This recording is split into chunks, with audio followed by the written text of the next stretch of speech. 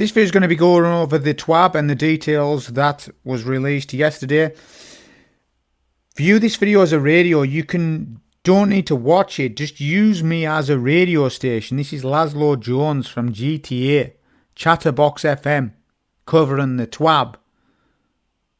26th of June 2025, which was yesterday, covering the details and a couple of thoughts. So you don't need to watch this video, just let it play and you can do your house chores, dude. You can do your hoovering up while you're listening to your D2 fanatic talk about Edge of Fate stuff. So I'm going to read through all of this and then give some thoughts at some intervals that are important to mention. So remember, use it as a radio station. I still get the watch time. I benefit still. And you benefit because you don't need to watch the video, but you can listen to it while you're busy doing what you do. So this week in Destiny, we opened more doors. Some could call them portals into the Edge of Fate's Kepler's destination, Armor 3.0, and our brand new gear tiering system. There's been so much to share lately, and today is no different. We'll be chatting more about our goals for the new systems and sharing more details about our updated season pass, the rewards pass. Here's the breakdown of it. So these are the things you're going to cover. Save the date again, live stream recap, Armor 3.0. Abilities, balance, tuning, season pass updates. Bungie's day is coming soon. So, you've got tuning to our next developer stream. So this week was all about Armor 3.0, gear teas and sandbox. Next week, let's chat a bit more about Kepler and what's coming with the Edge of Fate. Join us on Tuesday, July 1st at 10 a.m. PT for our second The Edge of Fate developer livestream. We're planning to give you a glimpse of the campaign, crank up the difficulty with the new world tier system and let you see how this and all the other new sandbox changes come together. We'll also have the dev team on the floor ready to share many details about power progression. This is next week. Power progression, the portal, guardian ranks, quality of life, changes and more. So that's next week, July 1st, 10 a.m. PT. Everyone watching our developer stream on Bungie Twitch channel for at least 15 minutes and with their Bungie account linked will earn the Observer Effect emblem as of a Twitch drop. That actually looks like a pretty decent emblem, that. Anions and Exiles and the 9 or my. If you couldn't attend our first live stream, here it is, basically. I won't go through all of that, but that's just the stream from yesterday. The other day there. Our developers also get to share some information about new gear, tiers, system, weapons and armor and can gain bonuses the higher the tier, seasonal gear and artifact and how they will link with each other for Armor 3.0. There you go. So that's just some past stuff. Here's a bit of tease with some lore or something. Not 100% what that is. So I'm not going to read through that. That's just there for you. I want to read through the sandbox stuff mainly in the important parts. It says here, discover more lore with the Year of Prophecy Collector's Edition now available at the Bungie store. That's what you get. There you go. There's a nice little picture there for you to show you what you get for that. Alright, here's on to the meat of the stuff. New armor for a new beginning. Armor 1.0 laid the groundwork. Armor 0.20 built upon it with more perks and flair. Armor 3.0 adds a whole new layer that will allow more build crafting opportunities than ever before.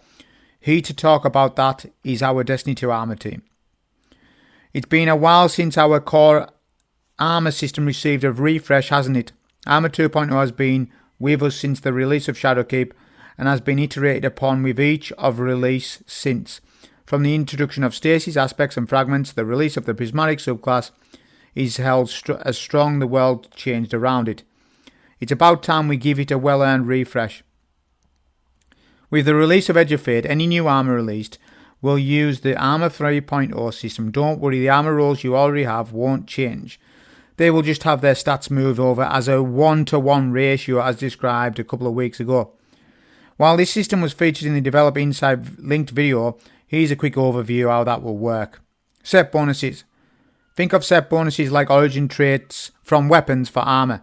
A reflection of that armor's theme that you can fold into the way that builds players. Set bonuses are perks granted when you equip 2 and 4 pieces of armor from the same set. This allows you to either blend 2 separate sets of commit to 2 bonuses from the same set Each set bonus has been built with both approaches in mind, and we're looking forward to seeing what you create if Guardians manage to put together with these new tools. The benefits that set bonuses provide cover a pretty wide range of options, from brand new effects to the more similar tools in a new package. We've included a pair of examples below, and we've got quite a few more in store at launch, so if you'd prefer something better suited for staying in the fight or for crucible dueling, there will be plenty of new toys to pick from. So you've got one set bonus here, Ion Renewal, Force Converter. After a final blow with missiles, rocket launchers and grenade launchers, sprint for a short time to gain speed booster. The 4-piece on that is a reactive booster once per activation of anomalous servos. Sprinting while a critical health, being suspended or being slowed by stasis effects will immediately grant speed booster for a short duration. Okay, next armor set, Tech Sec.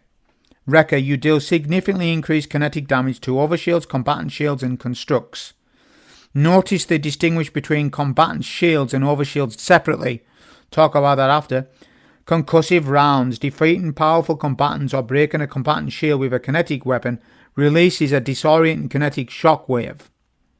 Very important stuff. Armor archetypes. One of the major focuses for us when redesigning how armor works in the Edge of Fate was clarity. Not only do these changes help newer Guardians acclimate to more complex buildcrafting, but they also help experienced players quickly evaluate individual armor drops and decide what is the best fit for their build. Armor archetypes are a key part of that effort. Each armor 3.0 drop has a randomly selected armor archetype. Each of the 6 available archetypes are themed around a specific playstyle and determine the 2 highest stats on each armor piece. Each piece of armor will also roll with a tertiary or lowest stat randomly selected from the remaining 4 stats. The primary highest and secondary second highest stats are determined by your archetype. Makes armor reliably spiky. We've also updated the armor ghost mods to increase the odds of specific archetype dropping to make seeking out the best armor for you easier. Overall, we've found this system that makes it much more easier to earn more armor, where its stats are landing where you need them to be, rather than in stats you don't want for your build. So you've got Paragon, Grenadier, Specialist Brawler, Bulwark Gunner. There's the stats there that it goes through it. So I'll go through a bit more of that later on. Masterworking. With all the new and shiny armor set bonuses to try out, we wanted to make sure that was easy to try out for each new armor piece. So we've updated the Masterworking system for any armor 3.0 drops.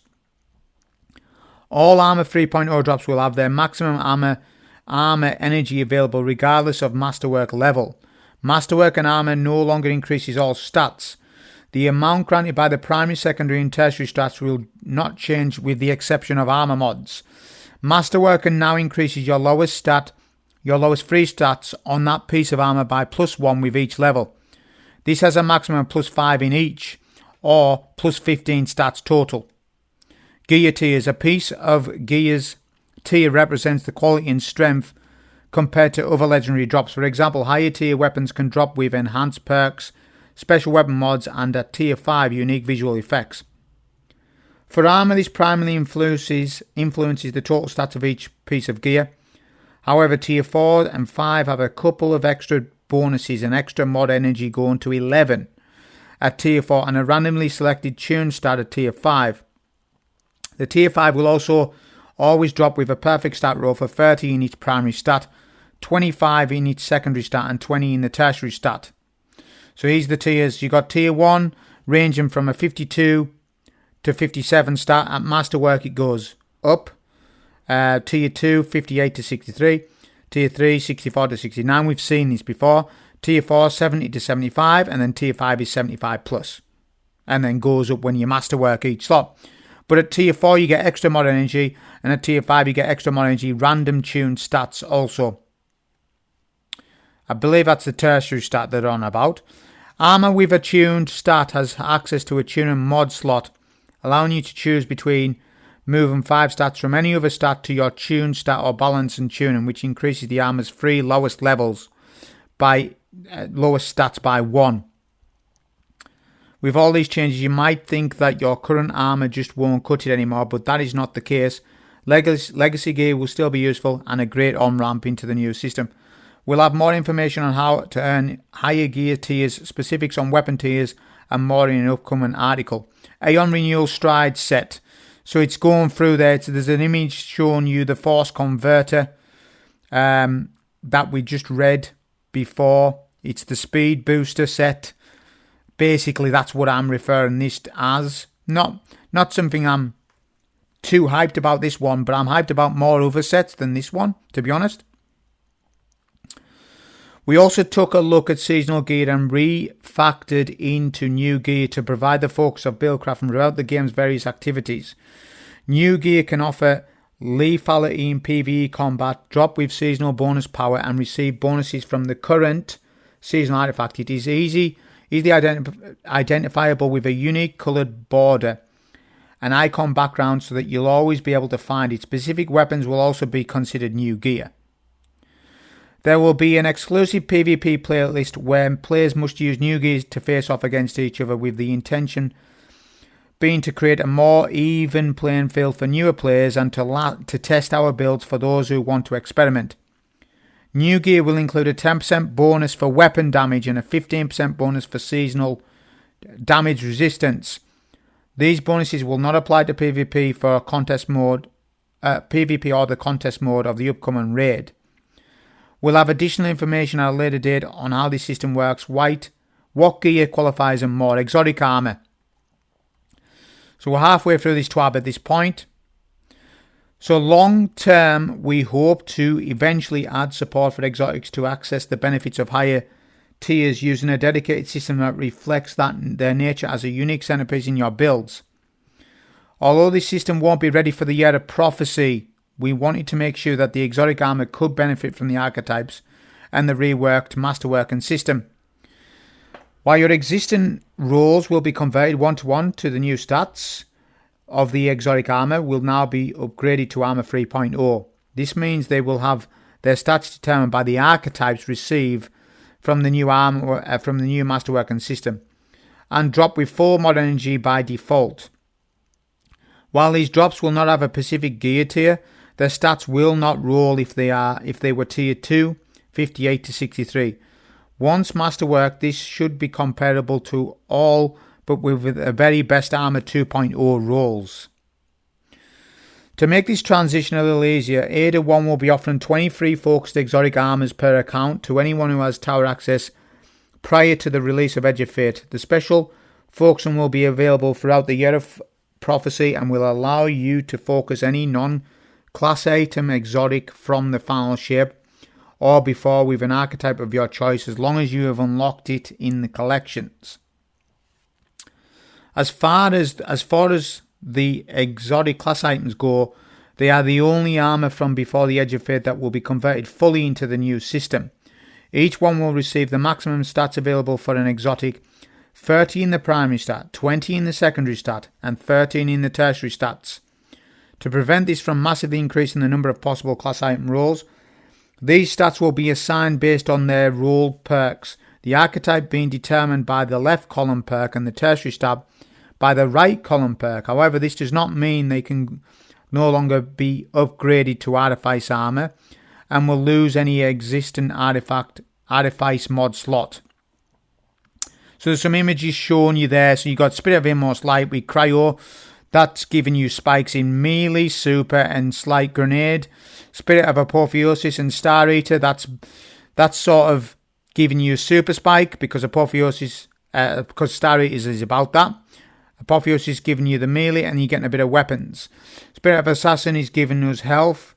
Well, Spirit Assassin's info is giving health and health, melee, spikes, and a bit of class stat. So let's talk about gear swapping. We want to highlight one specific change we're making to a Pacific Warlock exotic chest armor coming July 15 that we missed in last week's TWID. For those who aren't deep into buildcraft, many Guardians have been leveraging an interesting strategy mid-combat or boss damage with exotics like Sagui and Alchemy, where they swap gear to take advantage of alternative exotic bonuses that better fit the current point in the encounter's flow. This is to maximise their efficiency and output, resulting in pumping out some incredible boss bakes. Especially in Ultimatum Dungeons, while we fully applaud those throughout the community who want to push the needle as far as it can go, we found that this is presenting a balance issue where it feels mandatory, and we don't feel the main draw of the exotic should be centered around swap-centric strats. Sagrian Alchemy. Swapping to this exotic in combat will now apply a 10-second cooldown before its perk can be activated. Much like the changes to melee stacking in last week's tweet, we want to be able to make exotics that meaningfully change your gameplay and all occurrence these types of behaviour, considering how much we can push that bar. The above change is a minor first step to targeting that one exotic during our launch window, but we'll be taking a larger approach later this year. When this holistic fix is implemented, we will re-examine this change and see if it's still necessary. Okay, so featured exotics in Edge of Fate. Starting with the Edge of Fate, certain exotic armour and weapons will be specially featured, gaining the same benefits as new gear, and will change with each expansion and the major update. At the Edge of Fate's launch, 28 exotic weapons and 15 exotic armors for each class will be featured, including the new Edge of Fate exotic weapons and armor. But don't worry, even if your favorite exotic is not on the list, you'll still be able to use it almost everywhere you go. So there's a massive list of what we're getting for Warlock, Hunter, Titan and weapons. Not reading through all of that, but there's a list of that. We'll go through that after on, but that's the list of all the stuff. So this is the balancing the scale of abilities. So stats and abilities go hand in hand, so it's only fitting that we share the remaining upcoming ability changes coming in Edge of Fate. If you recall, we spoke about melee tuning and other various ability changes in last week's tweet. So check out that info. We spoke about prismatic changes a few weeks ago, but to summarise, it's been a bit too hot since release and has made some challenges trivial. So we're reining it in to be more in line with other subclasses. Alright, so Warlock Prismatic. Reduce the number of fragment slots provided by the following aspects. Helion from 3 to 2. Bleak Watcher from 3 to 2. The abilities per minute of Dev Note, the abilities per minute of the prismatic subclasses are very high, so we're pulling a small amount of efficiency out of their engines to achieve a healthier balance of gunplay and ability usage. Looking forward, we'll be working on making sure the prismatic subclasses feel like they have a variety of great builds. Prismatic Strand Warlock Weaver's Call aspect can now generate threadlings on any final blow instead of just strand final blows. Dev note, this changes will allow for easier threadling generation regardless of your build. Void, Pocket Singularity Melee. Increase this melee versus non-boss combatants by 20%. Increased Void damage melee versus boss combatants by 56%. Pocket Singularity was feeling very weak compared to other melees, especially given its relatively short range. Titan Prismatic. Reduce the number of fragment slots provided by the following aspect. Consecration from 3 to 2. Solar Consecration aspect. Increase that fragment slot from 2 to 3. That's solar only. Dev note, we've given Consecration an additional fragment slot on solar subclass to put it above its prismatic counterpart. The pure concentrated solar subclass should have an edge there. Prismatic Strand. Drenger's Lash aspect. Increased track and strength of base suspend wave and Aberrant Leap exotic armor suspend wave. Increased base suspend wave travel distance from 20 meters to 30 meters. Increased Aberrant Leap suspend wave travel distance from 30 meters to 35 meters. Dev note, we've seen community feedback that this ability could use some help, so we've made it more forgiving. Prismatic Solar Consecration aspect. Ignition no longer has plus 20% bonus damage for ignition. Dev note, we've made this change to match the other ignition damage scaling changes we mentioned in last week's tweet, making ignition damage consistent across the board. Shield Throw Void. Titan. Increased projectile track and strength by 77%. Dev note, this melee can be hard to land in the heat of the moment, so we've made it track enemies more aggressively.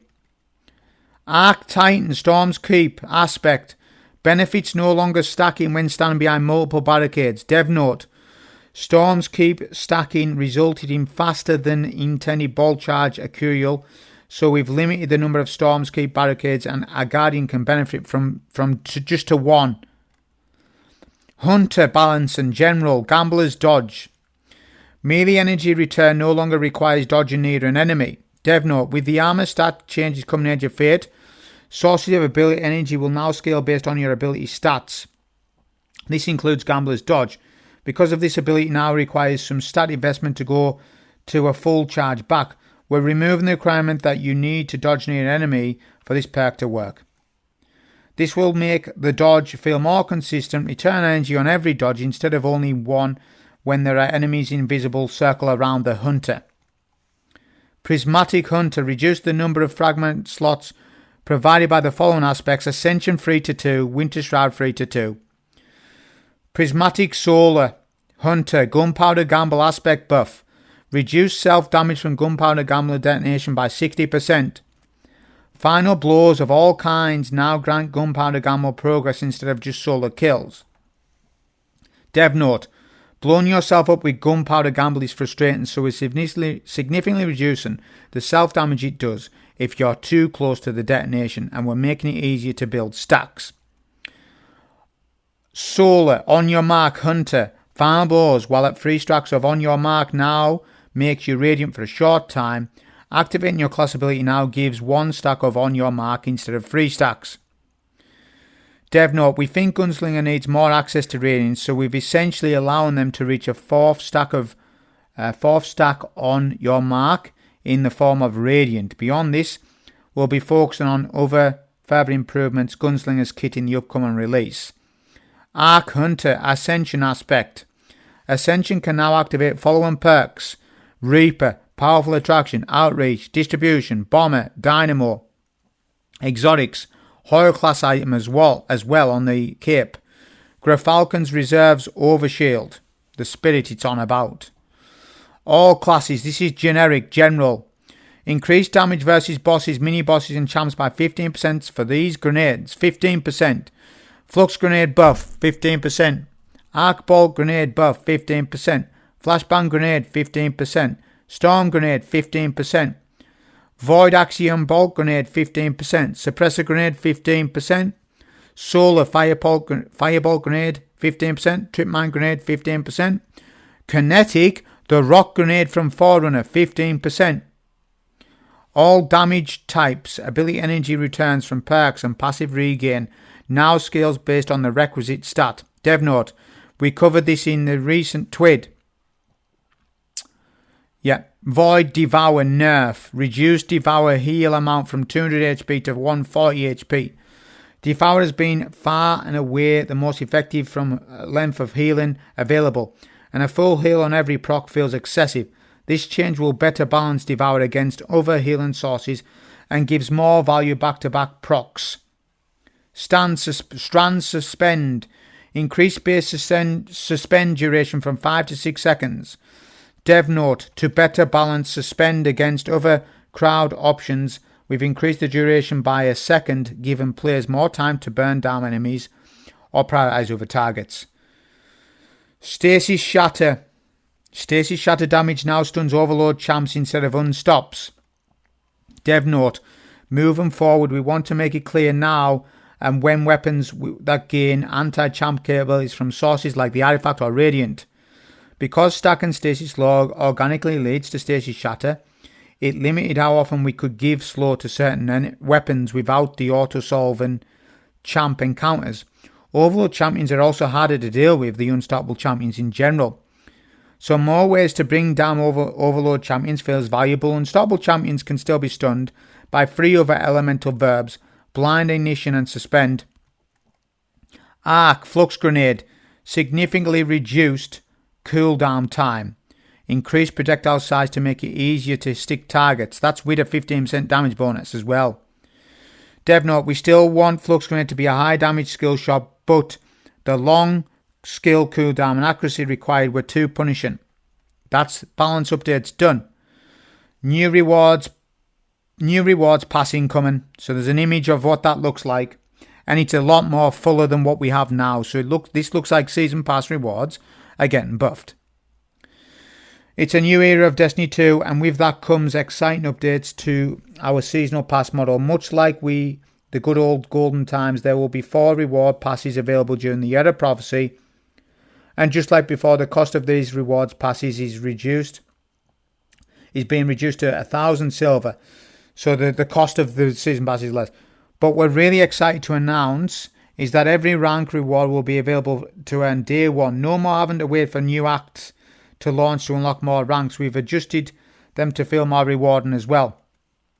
For one, we've refactored some boosts and added new ones, removing some that were determined to be less than desirable. The new boosts offer comprehensive bonuses that apply to a wide range of combat as opposed to narrowly boosting specific season content.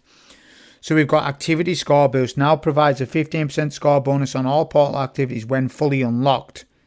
Prime Engram boost increases the possibility of desirable armor and weapon drops from portal activities. Weekly challenge boost allows players to complete their various weekly seasonal hub challenge faster, streamlining access to additional high value rewards. XP boost has been refactored to apply a 40% bonus to XP earnings when fully unlocked, along with a 20% bonus to Fireteam member XP. Additionally, the total number of XP boost items has been reduced to make their space for additional rewards. Secondly, premium track armor rewards have also been reworked so that the players acquire a full set of both PvE and PvP armor, and the free track will offer 5 pieces split between the 2 sets, allowing players to unlock a partial set bonus for each. Thirdly, we took a pass at our reward allocation to ensure that we are providing as much value as possible for players. The allocation of various free rewards has been increased, and players will be able to acquire more cosmetic rewards within the first 100 ranks of the pass compared to prior season passes. With a return to 4 passes per year, we've reduced the pass ranks down to 110. Why the extra 10, you may ask? Well, there's extra special rewards. While we set to reduce the overall grind and remove the time gating introduced during episodes, we still wanted to preserve some aspects of the aspirational progression and chased rewards that a larger season passes provided. These additional 10 ranks are packed with valuable rewards for both free and premium players, require 500,000 XP each to earn, and you can be acquired through gameplay. While we have ensured that the first 100 ranks provide more value than ever before, we hope that you can also enjoy additional rewards to chase after rank 100. So now it's saying about Bungie Day is almost here. There's some information about Bungie Day. I'm not going through that because I'm going to want a break shortly because I've been talking non-stop for 28 minutes. So there's some images about this Bungie Day. I'm not covering it. It's free for you to go and read yourself. I'm looking to cover the balance updates and the meat of this TWAB. But there is some Bungie Day information. Now I am going to cover this because this is important. Steam Summer Sale. Steam. So PC.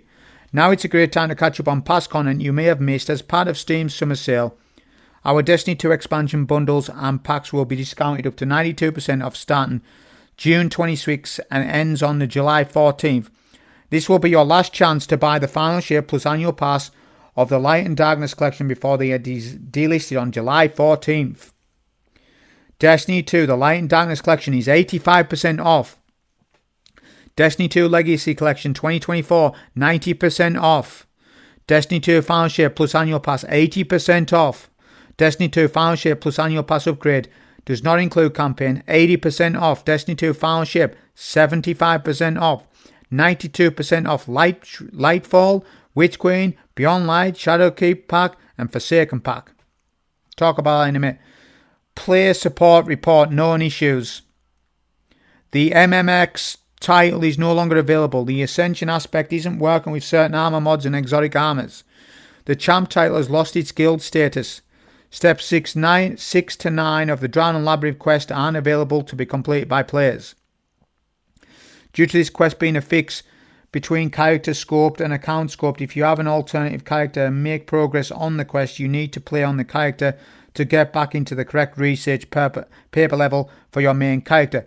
Sometimes in the derealize exotic mission, the taken relic can drop below the surface during the such and such encounter. When Trakanai Core is drowning labyrinth, quest completion of certain steps may stop progress on the next steps. Memento shader can be previewed on armor in the management screen. This is not intended, and mementos aren't being considered for use on armor. Second filaments and spit out the filaments can't grant devour, while facet of protection is equipped. And then you've got artist of the week, right? You can have a look at that, and then there's the movie of the week, and then there's some stuff at the end saying about reminding you about what's going to be happening next week with the next stream. So that's the TWID read. It's 31 minutes in now. So now is for my bit, because all of that's been, talking about reading the TWAB radio-wise. Like I say, Chatterbox FM. This is GTA 6 Radio Podcast. That's what this is. It's Laszlo Jones. That's who it is. So now it's for the fourth section. This is a massive TWAB. There's a lot in this to digest. First and foremost, let's talk about the developer stream that happened this week. People didn't like the developer stream this week. I liked it because I'm pacing myself properly for this, and people were expecting something new this week, and they didn't get... Well, sorry, they did get something new, man. You've got 4 new archetypes of weapons. I know that you knew about some of those archetypes, but not every one of them that you knew about. The new bow you didn't know about. The heavy compact bow, you didn't know about that. And the crossbow, you didn't know about that. That's a big deal, those two things. Well, all of it was a big deal to me.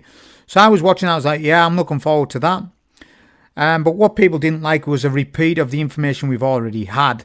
But what the thing about it is, it's not that they repeated it, it's that you lot don't like it anyways. So even if, say for example, you did like the new armor system, if they repeated it this week, you would have still been happy that they've repeated it because you like the system inherently.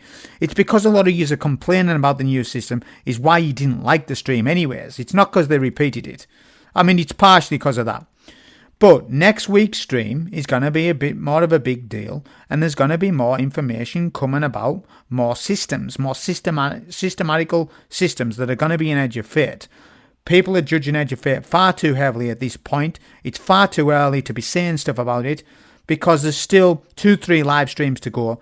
There's still lots of information, and for mostly the most important part is you need to play Edge of Fate. You yourself.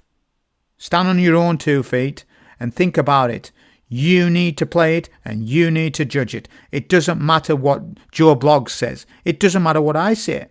You are your own man. Be your own man and judge it yourself. July 15th.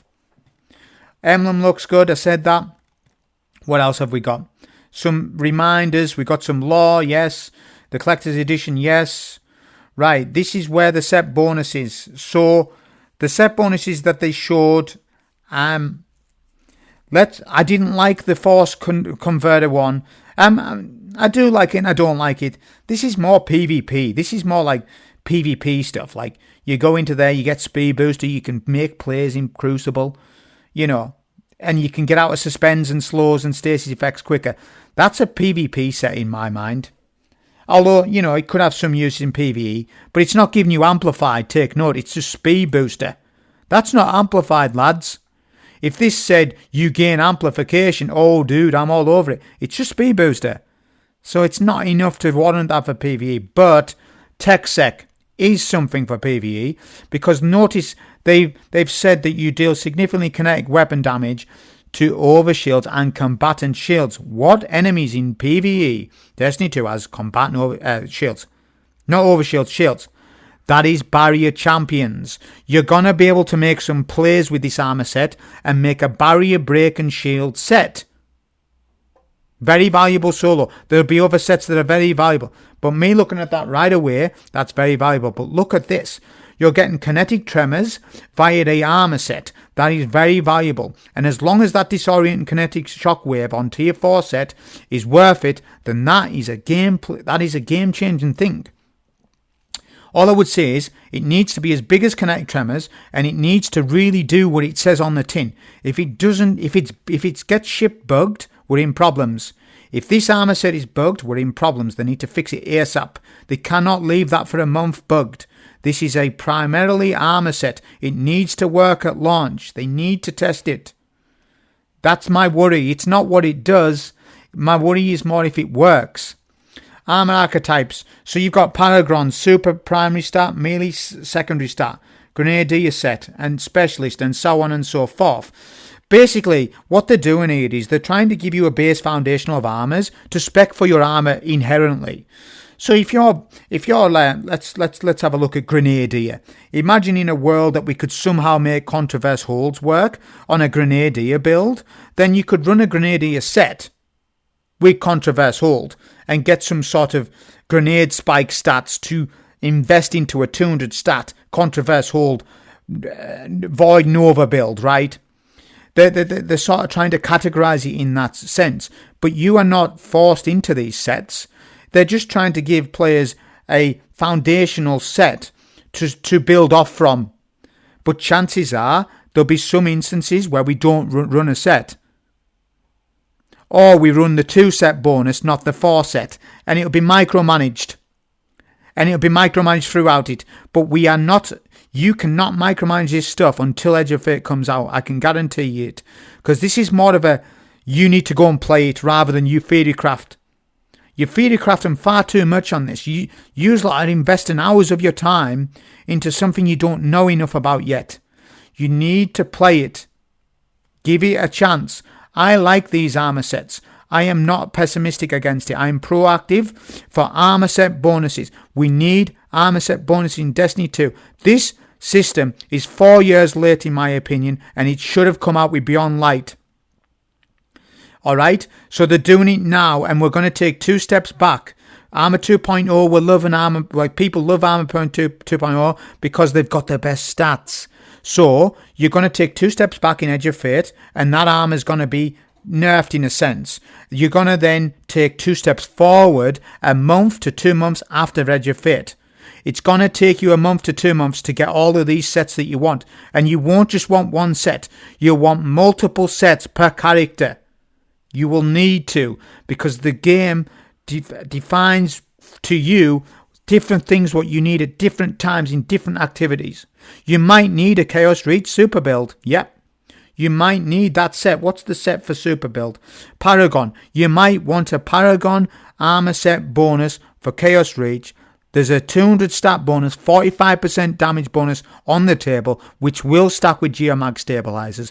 This is an example, and there are hundreds and hundreds of examples, but we haven't got all day to talk. Right, Masterworking. Masterworking was an old, archaic system from 2017 and has never properly changed. I mean, there's been some changes over the years, but it's inherently felt the same since 2017, with some minor stat bumps and some orb generation and all that stuff. That's what it used to do in 2017. They've changed it a little bit, but I'm not too confident with what they've done with that. They're basically having the masterwork bit be so that you individually tune the lesser known spike stats in the armor set, and that's what it's doing. I'm not fond of this system too much. I'm more proactive again about this stuff. The Paragon set and all that stuff, I'm big on that, spiky stats, but this masterworking thing, I'm not liking it too. I don't care about it as much, is what I'm trying to tell you. Gear tier system, I covered that.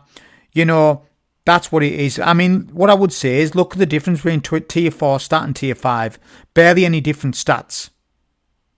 What I would say, the difference between tier 4 armor and tier 5 armor will be very minimal in terms of power creep in the game. Basically, it'd be non-existent. In other words, if I need to solo a GM in Edge of Fate, if I run a tier 4 set as opposed to tier 5 set, the differences will be basically not noticeable. We're to that level. So I just thought I would point that out. Although what I would say is the difference between a tier 1 and a tier 4 is quite a big difference. So it's diminishing returns for each tier that is gained. There you go. Best way I could word it. Right, force converted, looking at that, we've seen it. Exotic armor. So we're in a mess here with this, because what they need to do, and people don't like this, but they should have just made class items craftable, because now you've got layered stats on these already rare class items. I mean, it's so difficult to keep all the rules. Now they've added this extra RNG on top of it. By the way, it's probably a better system, but now it's harder to keep the items because you are limited to a 700 vault. This is a problem and will not be resolved until Renegades. Until they get the vault situation in check, we are always going to have this problem with exotic class items. There are far too many roles to keep. And now you've got stats on top of that. You've got RNG of traits. You've got RNG of the stats. It's a nightmare, man. It's going to be difficult.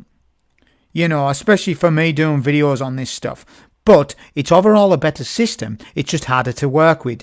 It's going to be far harder to work with this. I can tell you it right now.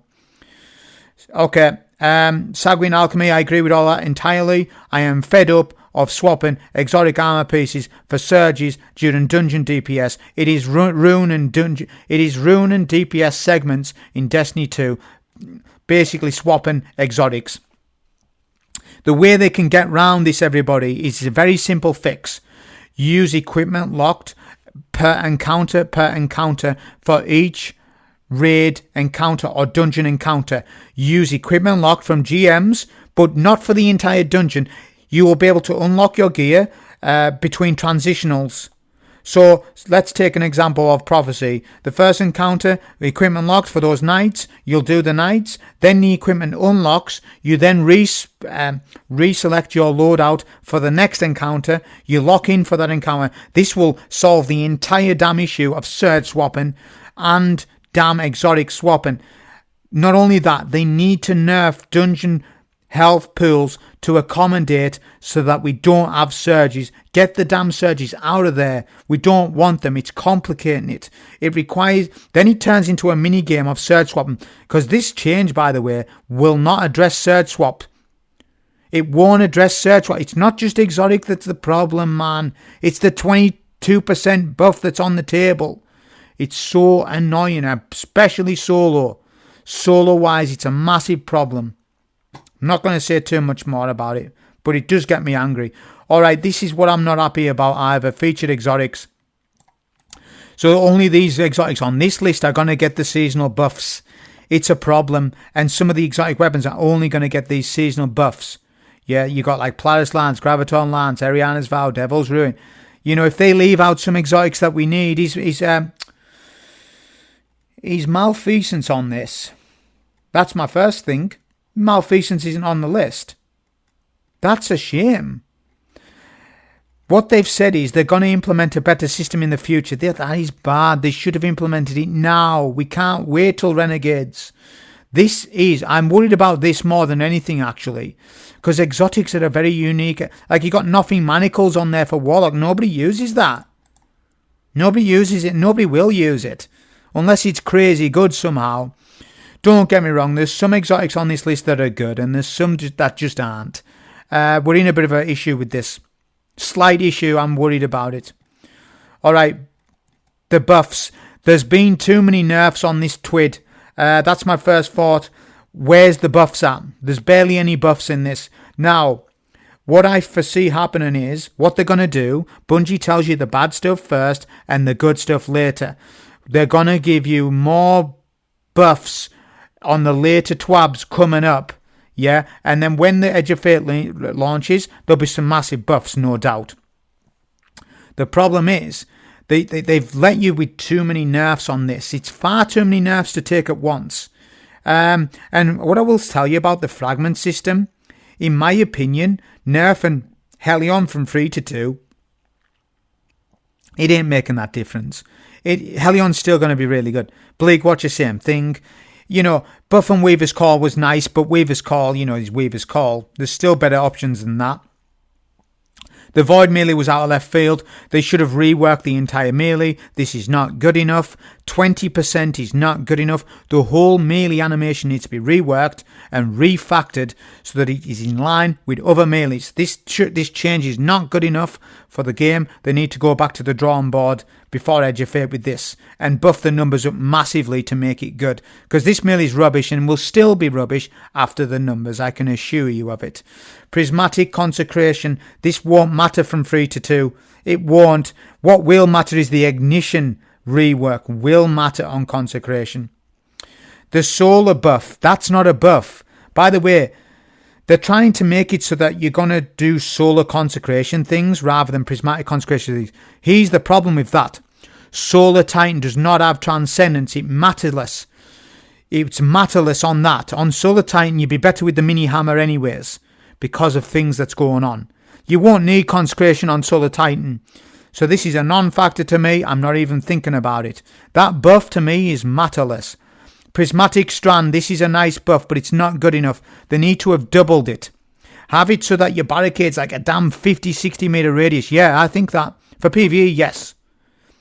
It's not good enough. 10 meters is not good enough. 5 meters is not good enough. It's not good enough of a buff. Prismatic Solar, Consecration Aspect. That's the 20% nerf. That is sizable, and it's a bit of a shame, but it needs to happen in some capacity. Prismatic Titan is just too out of hand. It is. Accept it, Titans. Shield Throw, this is out of left field. I find that it's projectile enough. It needs a damage bonus. It needs a Shield Throw. I'll say that Shield Throw is pretty strong. You know, it's actually pretty damn good, is Shield Throw. You'll be surprised on how actual good it is. Both on Void Titan it's strong, and both on Prismatic Titan it's pretty strong on certain builds. Believe me on that. It's Shield Throw's okay. It could do with a damage bonus. Storm's Keep aspect will not matter for the game because I'm going to tell you why. If you're solo, you only have access to one barricade anyways. So, Storm's Keep bulk charge will be in some capacity next season with Crest of Alpha Lupi. Take note of the details. I won't talk too much more about it. I'll have more to say about it in the future. Gambler's Dodge. They took Matic's advice and they reworked this, and it's good that you can dodge anywhere and not rely on ads. That's a buff. That's good for hunters. The Ascension nerf 3 to 2 won't matter as much as you think. Winter Shroud 3 to 2 won't matter as much as you think. Because all that will mean is the fragment slots that you pick will be much more important to you than now. You'll have to pick the proper ones and stop messing about. That's the advice. Gunpowder Gamble, buff. I like Gunpowder Gamble and I think it's pretty good. What this highlights a problem though. Why is the self-detonation damage in PvE? For grenades, for GLs, I can understand for rockets. There should be self-impact damage for rockets. But I mean heavy GLs as well. But breech-loaded GLs, you shouldn't take self-impact damage.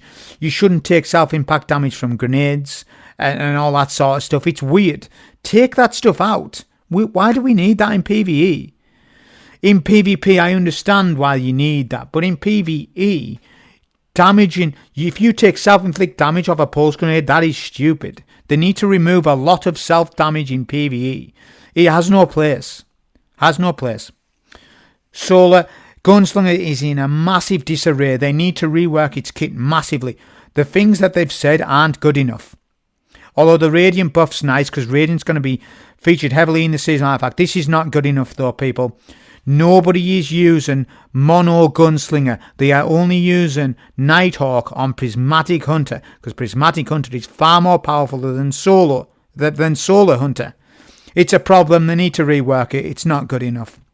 Ascension aspect buffed massively with the mods. Good. I like the buffs for the grenades, but these were the only buffs. Flux Grenade, we'll have to see how that works, because the cooldown time is too long on that. Arc Bolt Grenade's good, Flashbang Grenade's good, Storm Grenade's OP. They're buffing an OP nade. Axion Bolts need more than a 15% buff, that's not strong enough. Suppressor Grenade's very useful in PvE, that's a nice buff.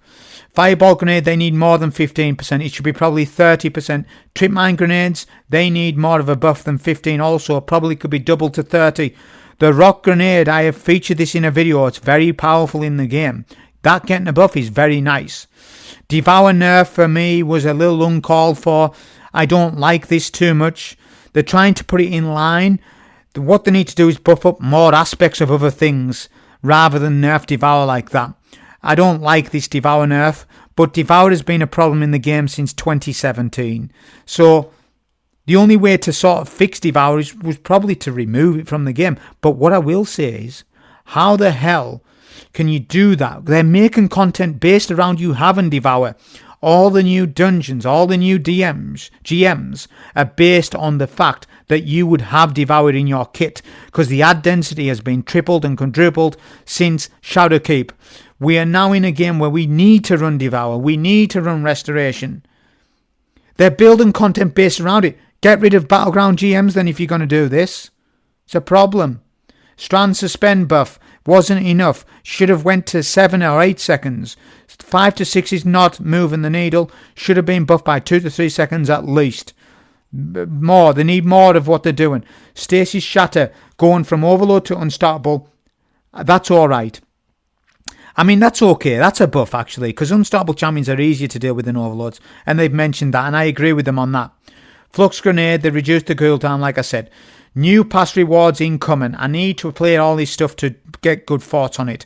In my opinion, they are buffing Season Pass, Battle Pass, basically. And Episode Heresy and the Episode Seasonal after Final Shape ruined Season Pass. They were terrible. They have been the worst ever this year. So, we're going from the worst Season Pass ever to now better. So that's what I think about it. I think it's going to be much better and more engaging than what it's been. Not perfect though, because season passes aren't perfect. They never are. Nobody wants them really.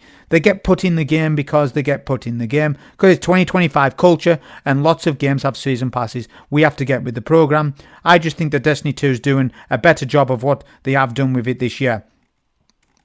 Right, so you've had that information. There was the Bungie Day. The known issues. Let's just focus on my build, Sacred Filaments and Spirit Starfire. This needs to be fixed before Edge of Fate, please, because this has gone on for too long. This build is OP as well. It's one of the best builds in the game. It's a sleeper build. I love that build. I was one of the first founding fathers of the build. Discovered that late last year. They need to buff it so that I can incentivize people to use that build. Alright, that was the TWAB. That's my thoughts. The videos were 53 minutes. It is what it is. That's your radio station of the TWAB dealt with, bodied and done, bagged up. King of the North requests 10,000 subscribers by sunset. But yeah, that's my video done on this. Hope you enjoy it. Thank you.